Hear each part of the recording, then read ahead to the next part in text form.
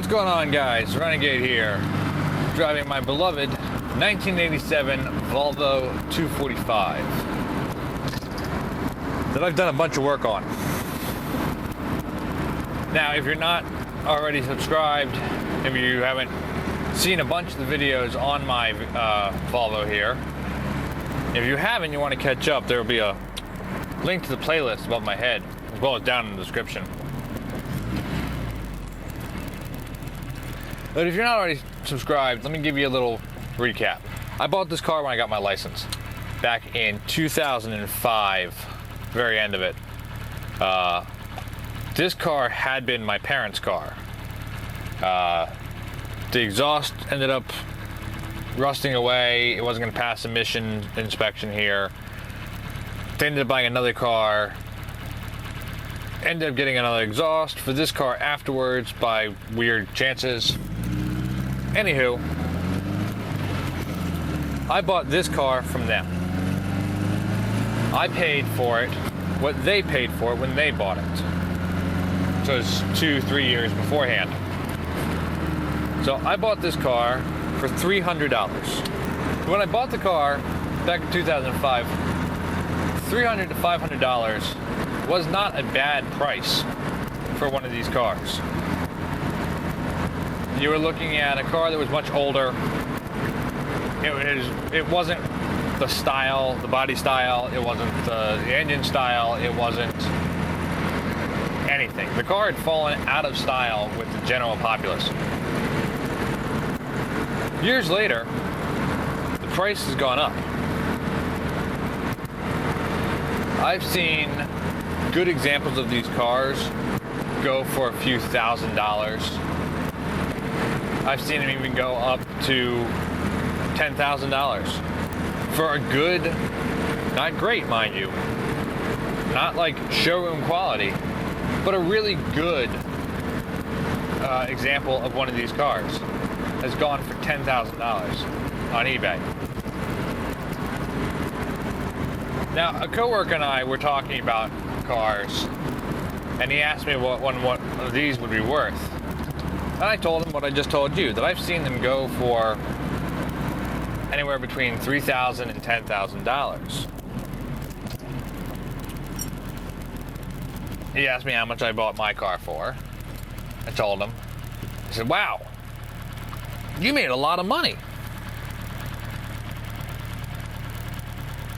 I haven't made anything because I haven't sold the car.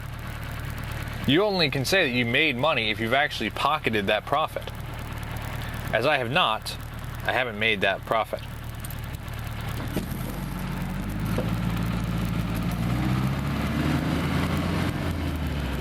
But it does raise an interesting question.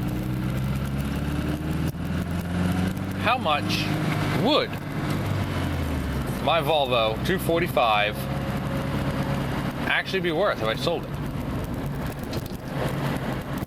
For one thing, my car is now what you'd consider a classic.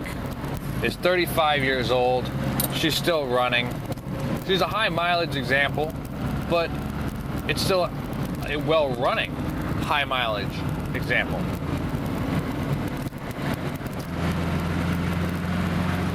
She runs great. I mean, obviously, I'm driving her right now.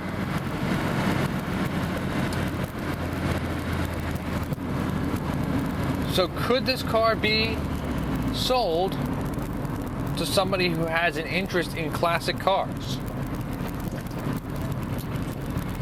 Yeah. Yeah, it could.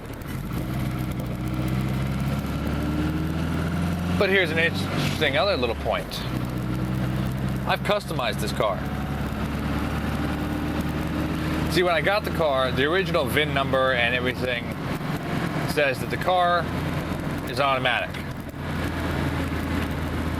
Well, as you can tell, it's no longer an automatic. I did a transmission conversion. This car is now a stick shift. So it does not have the original transmission anymore. The engine is still the original engine. It is, you know, I rebuilt my 87 engine. It's now the exact same engine that would have come in the car. And did come in the car, just rebuilt.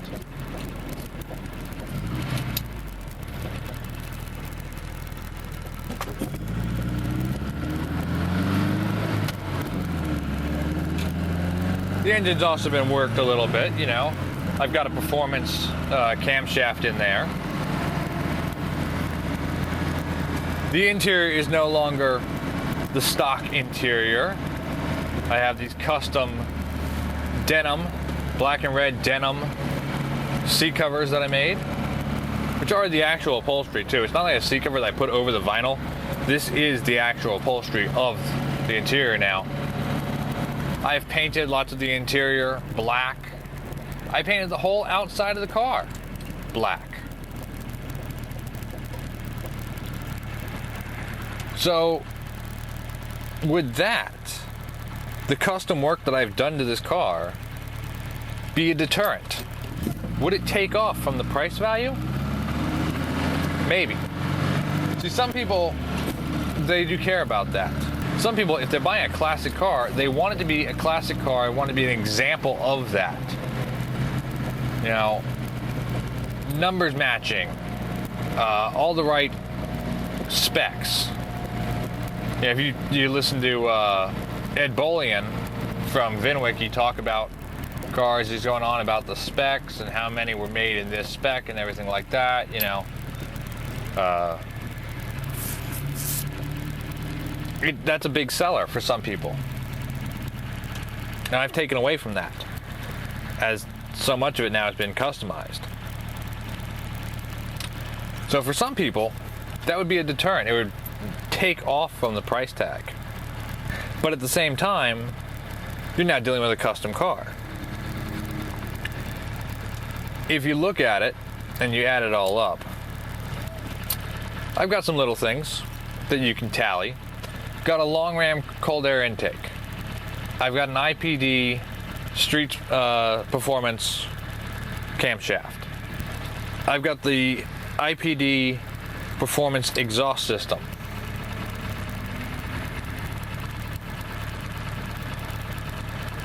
I've got IPD lowering springs to lower the car, adjustable Pinard bar to square it all up. I've got custom-made strut bar and GT strut braces and lower chassis tie braces. Like, I've done a good amount of work on the suspension. Oh, and the IPD fatter performance sway bars. How could I forget that? So I've got all these extra add-ons, right? Got a custom interior. The car has been repainted black with a double red pinstripe down the side. I've tinted all the windows.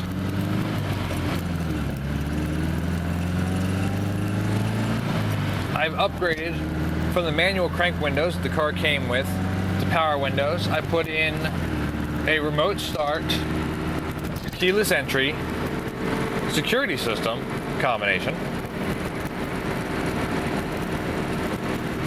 And obviously, transmission swap. These are a fair amount of high custom things, like normal custom things. Highly custom, I should say. I can't speak, sorry.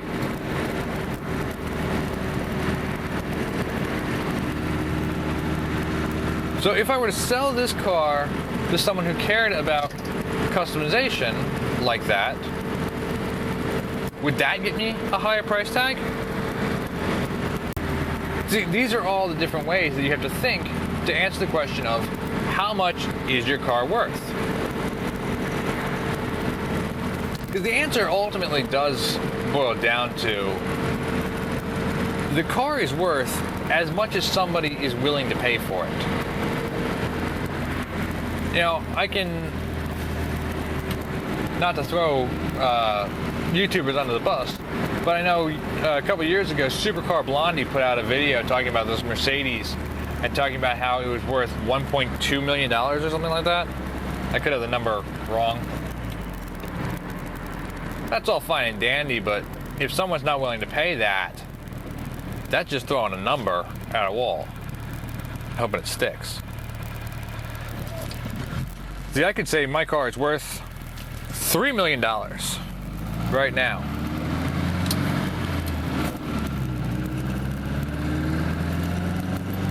Unless somebody is going to cut me a check for $3 million for this car is not worth $3 million.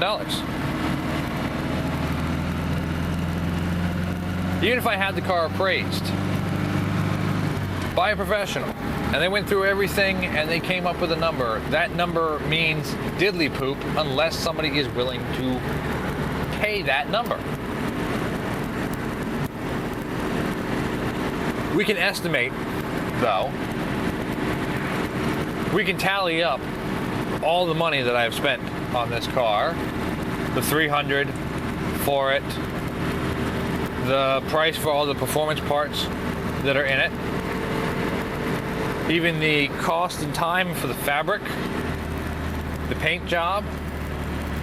We can tally up all these numbers and we can get a fair asking price. But ultimately, that doesn't mean that's what the car is worth. That would just be an asking price. It wouldn't be a legitimate, this is what the car is worth.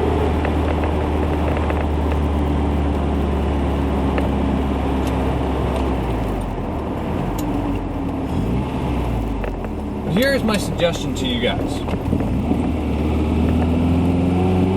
If you're thinking about how much your car is worth, think not about the price tag necessarily, but about what it means to you.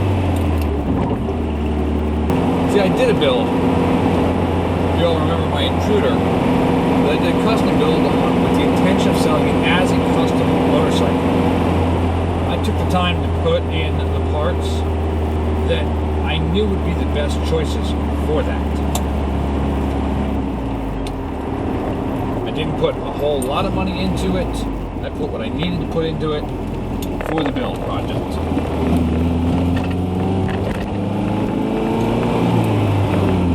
This car, I'm putting into it what I want to put into it.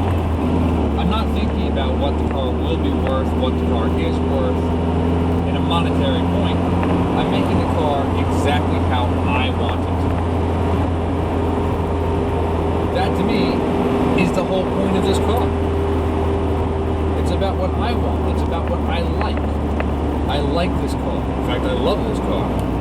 I'm doing to it what I want my car to be. Now see, I'm lucky. Because the cost of what I paid for it and the parts that I put into it, time and everything like that, is so low, if I sold it now for a fair market value on one of these cars, I'd make a decent profit. So I don't have to think about it as much in that regard.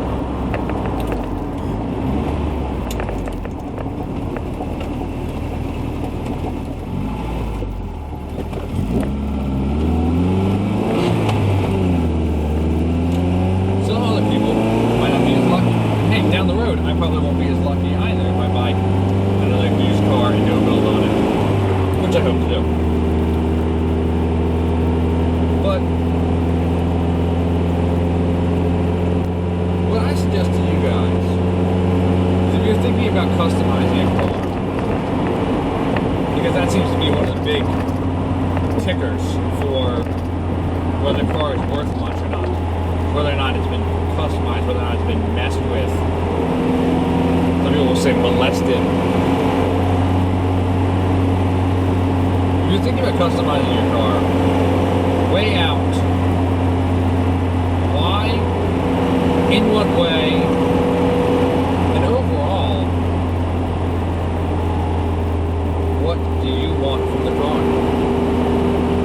See, people have looked at me and said that I've done all this stuff in the car and I've messed it up. It's no longer the original Volvo 240 that it was. I've taken value away from the car, according to some. As I've said, it's not the case in my mind, because this is what I want for my car. So I implore you, if you're thinking about customizing a car, do the same. Think about what you want. And if it's a car motorcycle, this holds true for motorcycles too. But if it's one that you particularly love and you have no intentions of selling it, you're not thinking about selling it, you're just thinking about how much you love it and you want to enjoy it, do that. Because what a car is worth matters more to the person who drives it, depending on how they look at it. If your car is worth more to you being a fun vehicle that is what you want and how you want it, then that, moreover than the money aspect of it, then that's the value you're paying attention to. Right, so?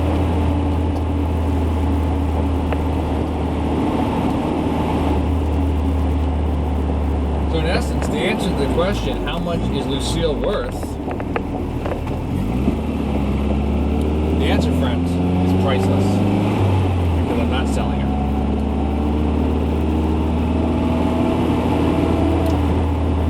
That's going to do it for me, guys. I hope you guys enjoyed this video. I hope it answers a couple questions that you all might have. If you have any questions or comments, please remember to leave them down below in the comment section.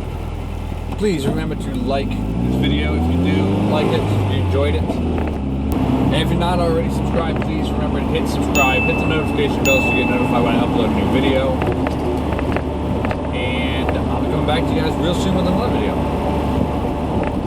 So until then, y'all keep rocking and rolling, and keep taking care of business.